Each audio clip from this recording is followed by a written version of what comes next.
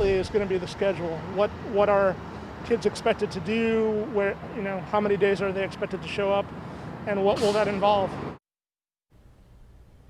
Well, now that CMS has a plan, we're asking you what questions you still have about the upcoming school year, now just over a month away. Thanks for joining us tonight. I'm Scott Wickersham. I'm Erica Bryant. First, a quick look at that plan. It breaks students into 3 different groups. Over the first 2 weeks, each group physically goes into school for a few days to meet their teachers, get computers and supplies for remote learning. And then everyone continues the semester virtually. But we know this won't be easy. So education reporter Elsa Gillis has been asking parents the questions they have, and she also got some answers from the CMS board. Elsa? Yes, so Erica, I will start with a question that we have heard from many parents, and that is about remote learning. As a parent, I'd like to know what steps we're taking from the past 4 months to develop a really robust online learning program. So the plan you saw in the spring, that really came together overnight. And since then, all districts have been tasked with creating a better remote learning plan. Today, a CMS official told me that many parents should instantly see differences in this remote learning plan you'll see this fall. There will be more interaction, more instruction. And it's also something I spoke about this morning with the vice chair of the CMS school board. We learned from the mistakes we made in the spring. And that's what's motivated us and prepared us to make a better remote plan this time. We've had experts working on this all summer, and they're continuing to work. And more parents asked about those first 2 weeks where students would physically be coming to school buildings.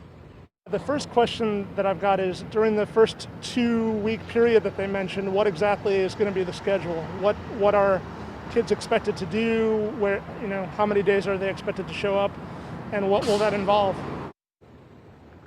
So here's how that will work. CMS is going to break students into 3 groups. For the first 2 weeks of school, Group A would go to school Monday through Wednesday. Group B would go to school Thursday and Friday, and then again Monday and Tuesday of week 2. Group C would go to school Wednesday through Friday of week 2. Now, starting week 3, all students will learn remotely indefinitely. They'll be meeting their teachers in those first 2 weeks and getting all of the equipment that they need. Now, Vice Chair of the board, Byers Bailey, who you heard from, told me that it's an important time for all students to get on the same page at the start of the school year, make sure they have internet access, make sure they have computers. And that is something we heard a lot about via social media. Let's take a look at that. Bailey Putt asked, remote learning, what about the people that don't have internet access? And Jean Prince wanted to know, what do you do if kids don't have computers or internet? There are a lot of children who don't have these. And I know many people in the community have expressed concern about the safety of some children at home during times of remote learning. Here's what the vice chair of the board had to say about that.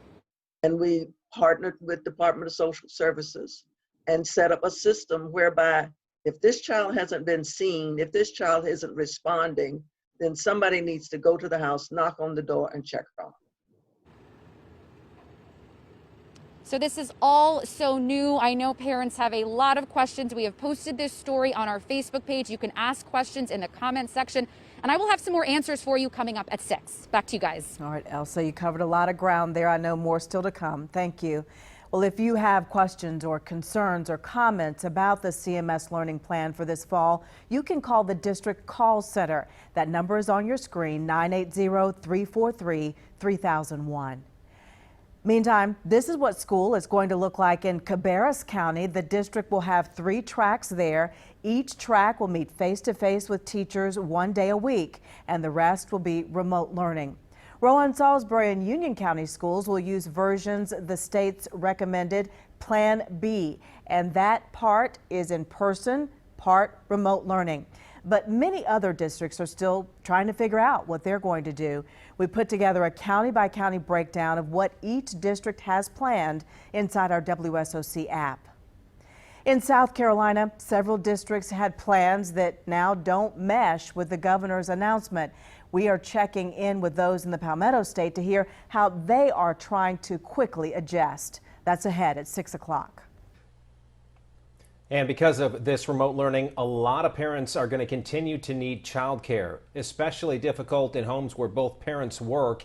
and they were thinking maybe kids might go back to class. Channel 9's Susanna Black has been looking into some of the options. Yeah, this is really a tough situation that many of us will find ourselves in this fall. I spoke with a social worker today who says start planning now and never be afraid to ask for help.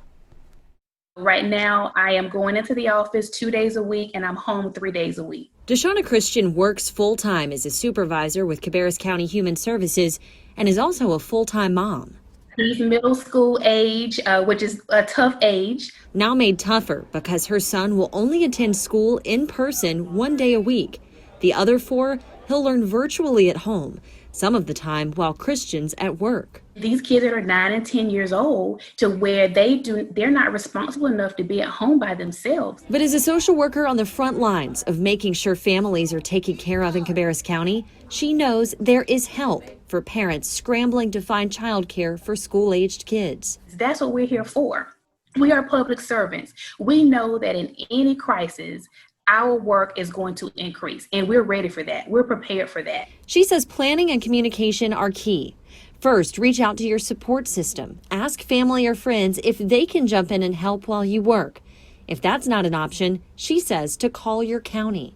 We have our own daycare unit, so they are directly connected to child care resources. And they're also working to expand those resources by providing state-backed relief funding to daycares thinking outside of the box to include school-aged children in their facilities that might normally only cater to kids under 5. We have to work with each other to think about those unique things that families are going to need.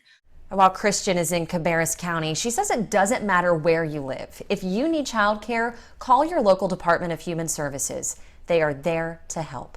Back to you.